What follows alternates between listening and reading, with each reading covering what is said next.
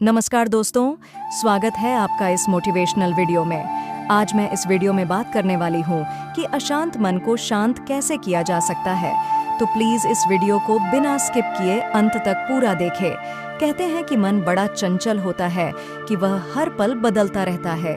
यदि मन कंट्रोल में न रहे तो इंसान अशांति और बेचैनी महसूस करता है, और यह अशांति तब तक बनी रहती है जब तक व्यक्ति को अपने सवालों के जवाब नहीं मिल जाते।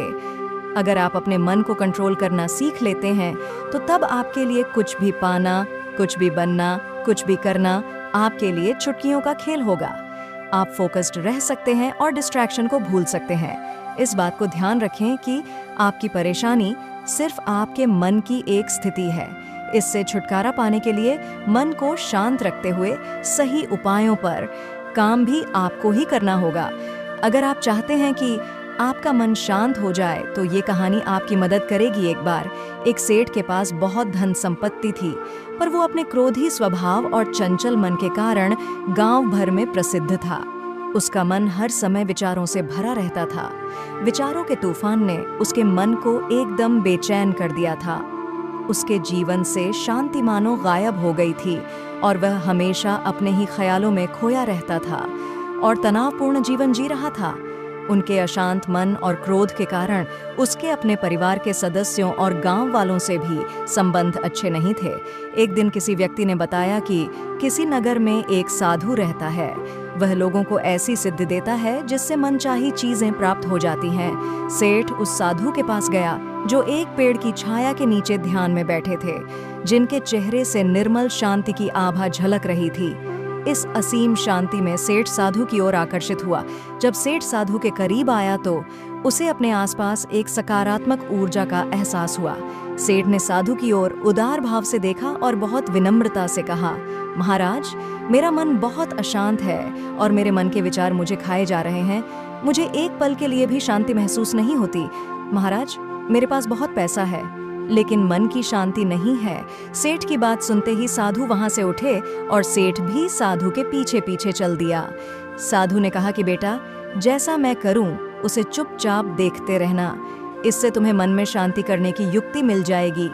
अगले दिन साधु ने सेठ को खड़ी धूप में बिठाए रखा और खुद कुटिया में चले गए। सेठ गर्मी से बेहाल हो गया मगर चुप रहा। दूसरे दिन साधु ने उसे कुछ भी खाने पीने को नहीं दिया और स्वयं तरह तरह के पकवान खाता रहा। सेठ इस दिन भी चुप रहा। तीसरे दिन साधु ने कुछ लकड़ियां उठाई और एक जगह पर उन लकड़ियों को जला दिया। साधु थोड़ी थोड़ी देर में आग में एक एक लकड़ी डाल रहे थे।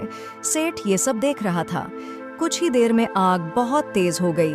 इसके बाद साधु वहां से उठे और आश्रम में अपनी जगह पर आकर बैठ गए। पीछे पीछे सेठ भी आ गया। सेठ गुस्से में वहां से जाने लगा तो साधु बोला, क्यों, क्या हुआ?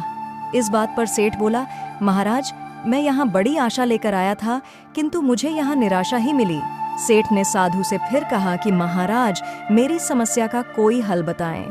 साधु ने कहा कि बेटा, मैंने आपकी ही समस्या का हल बताया है लेकिन आप समझे नहीं। सेठ को आश्चर्य हुआ। उसने कहा कि मैं कुछ समझा नहीं। इस बात के उत्तर पर साधु ने कहा, मैंने तो तुम्हें शांति की युक्ति बता दी। पहले दिन जब मैंने तुम्हें धूप में बैठने के लिए कहा और मैं स्वयं कुटिया में बैठा तो तुम्हें बताया कि मेरी छाया तुम्हारे काम नहीं आएगी, पर फिर मैंने तुम्हें भूखा रखा और खुद भरपेट खाया। उससे मैंने तुम्हें समझाया कि मेरी साधना से तुम्हें सिद्धि नहीं मिलेगी। उसी तरह शांति भी तुम्हें अपनी मेहनत और पुरुषार्थ से ही मिलेगी। साधु ने कहा कि बेटा, हर व्यक्ति के अंदर एक आग होती है। अगर हम इस आग में प्रेम की आहुति डालेंगे तो हमारे मन को शांति मिलेगी, मन प्रसन्न रहेगा। जो लोग इस आग में क्रोध, लालच, मोह की लकड़ियां डालते हैं वे हमेशा अशांत रहते हैं। इन बुरी आदतों की लकड़ियों से मन की अशांति बढ़ती है। अगर तुम शांति चाहते हो तो तुम्हें बुरी आदतों को छोड़ना पड़ेगा और सभी से निस्वार्थ प्रेम करना होगा, तभी मन की शांति मिलेगी। साधु ने कहा कि मैं तुम्हारे मन को शांत नहीं कर सकता। शांति अंदर से आती है, इसे बाहर मत ढूंढो। उसके लिए तुम्हें खुद ही मन की शांति प्रदान करने वाले काम करने होंगे। अतीत पे ध्यान मत दो, भविष्य के बारे में मत सोचो। अपने मन को वर्तमान क्षण पे केंद्रित करो। अपने मोक्ष के लिए खुद ही प्रयत्न करें, दूसरों पर निर्भर ना रहे। ये सुनकर सेठ की आंखें खुल गईं। वह समझ गया कि अपने विचारों और इच्छाओं से चिपके रहने से उसका बोझ बढ़ जाता है और अंदर ही अंदर अशांति पैदा कर देता है। और फिर सेठ ने साधु से आशीर्वाद लेकर उन्हें धन्यवाद कर अपने घर चला गया। अगर आप भी अपने मन की बेचैनी को कम करना चाहते हैं तो मन को शांत करने के लिए बुद्ध के यहाँ कुछ उपाय हैं जो आप आजमा सकते हैं। ये उपाय इस प्रकार हैं। जैसे ध्यान करना। मन को शांत करने के लिए हमें ध्यान करना चाहिए। ध्यान में रहते समय हमें अपने विचारों को शांत करने का प्रयास करना चाहिए। सहनशीलता। बुद्ध ने सिखाया कि हमें सभी प्रकार की कठिनाइयों को सहन करना चाहिए। जब हम सहनशीलता धारण करते हैं तो हमारा मन शांत रहता है। करुणा। बुद्ध ने कहा कि हमें सभी जीवों पर दया रखनी चाहिए। जब हम दूसरों पर करुणा धारण करते हैं तो हमारा मन भी शांत रहता है। सत्य का पालन। बुद्ध ने सिखाया कि हमें हमेशा सत्य बोलना चाहिए। सत्य बोलने से हमारे मन को शांति मिलती है। अपने मन को रिलैक्स रखें और बेकार की आदतों छोड़ दे। मन को कंट्रोल और रीस्ट देने के लिए फिजिकल एक्सरसाइज करना बहुत ज़रूरी होता है, जिससे हमारा शरीर स्ट्रांग और रिफ्रेशिंग होता है।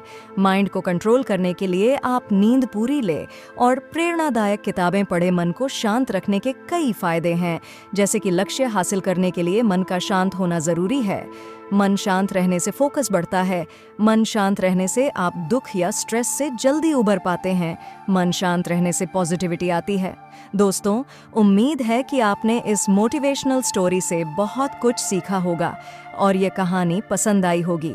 अगर आपको ये कहानी पसंद आई हो तो अपने दोस्तों और परिवार के साथ ज़रूर शेयर करें और एक लाइक तो बनता है। आपका कीमती समय देने के लिए बहुत बहुत धन्यवाद। मिलते हैं अगली वीडियो में। तब तक अपना ख्याल रखिए।